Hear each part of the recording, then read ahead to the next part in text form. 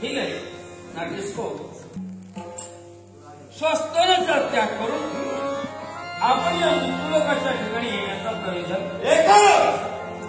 जे स्वप्न मी करेल या स्वप्नाच्या परिपूर्णतेसाठी स्वप्न हे प्रत्येक माणसाच्या जीवनात पडतात.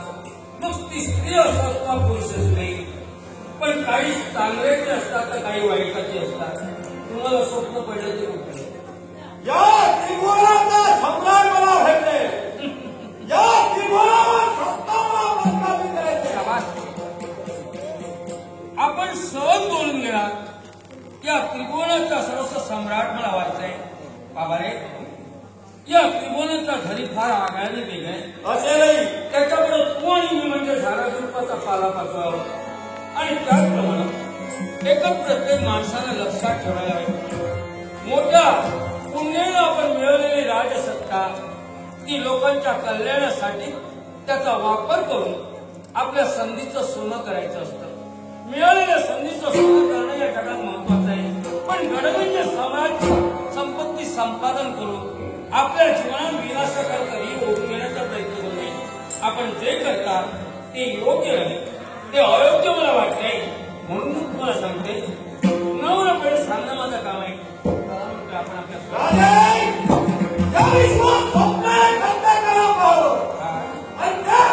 पूर्ण करण्यासाठी तुम्ही राजकर्त्यावर आम्ही राजकर्तो.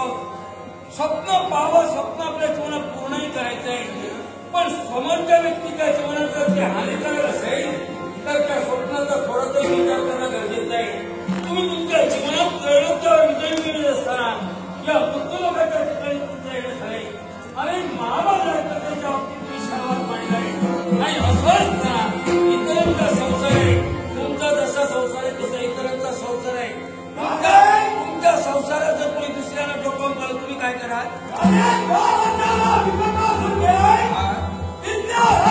समजावून सांगण्याचा प्रयत्न कराय.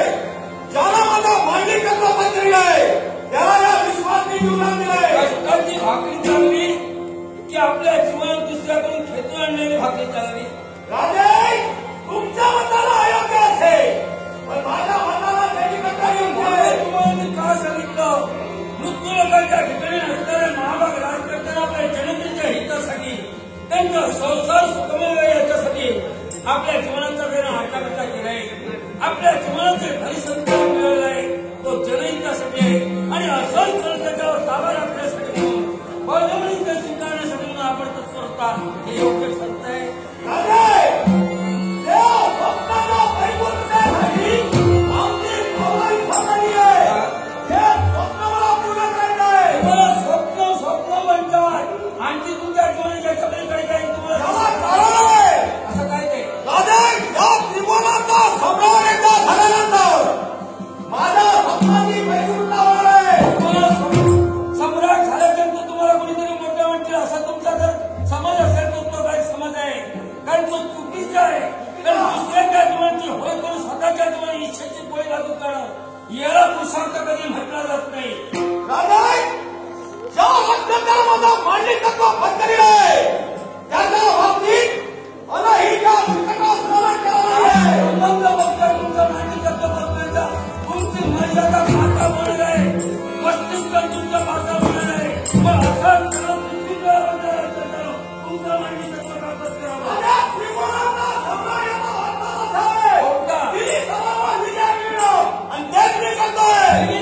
विजय मिळला असताना आपल्या जीवनात पूर्णपणे पराक्रमाचा विचार करायचा असतो. हा राग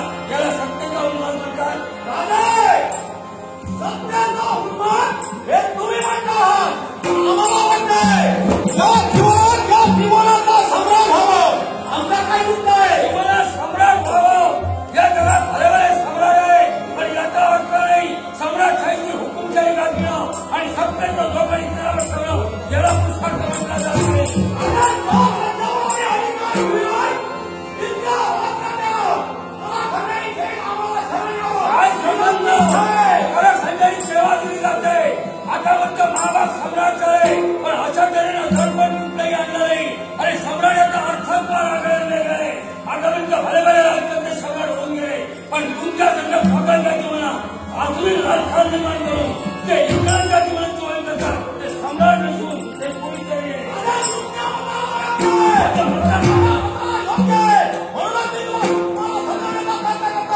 माझा मालिकाचा पत्र नवे ठेवा.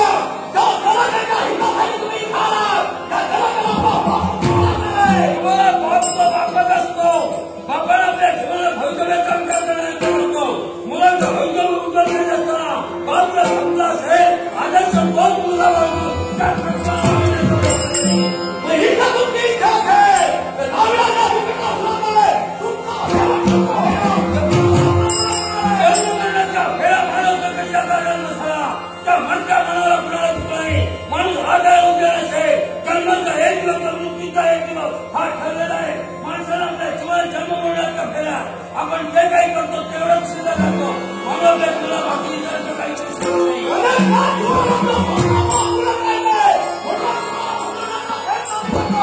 तुमच्या पलीकडे तुम्ही वागतात.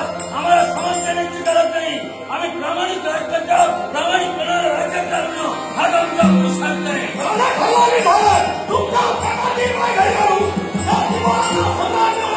जन्म मरणात आमच्या जीवनात तो विचार केला नाही.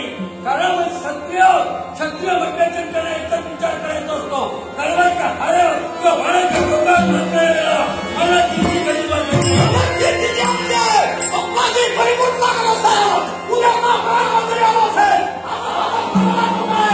जीवनात मरण या प्रत्येकाला ठरलेलं आहे. पण हित काय अनेक काय या सर्व गोष्टीच्या सांगड घालून बरं काय वाईट काय बघण्याची क्षमता असते. काय काय जीवनात मरण शोधून दिसतं.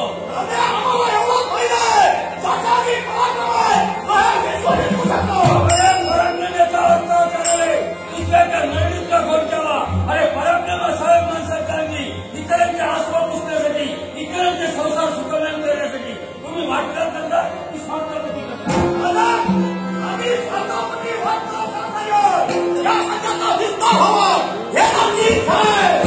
विस्ताराचा अर्थ मानव मानणार नव्हे. आपण जे करतात ते कुकर्म करतात आणि विस्तार करतात.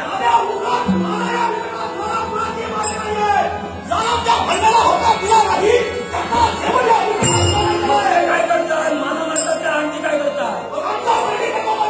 जीवनाला करण्यासाठी आम्ही हाताला नाही. आम्ही कमपत नाही. आमचा आत्मविश्वास आमच्या नसण्यामुळे येणारा प्रतिस्पर्धीला तो असते. त्याला प्रतिकार करण्याची ताकद आमच्या नसण्यासाठी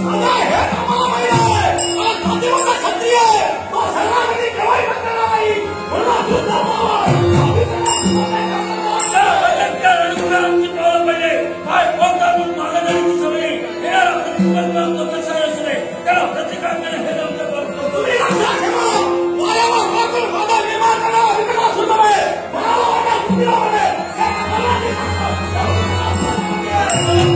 मन म्हणजे माका ज्याप्रमाणे या झाडावर कुरकुर मिळाला दिसतो त्याप्रमाणे खावता म्हणे त्या विवेकाचा पायबंद घालणं महत्वाचं आहे. आणि त्याच्या बोलून तो काय झाला वाड्याला मार करणारे वादळ तुम्ही निर्माण केलं ते आम्ही केलं.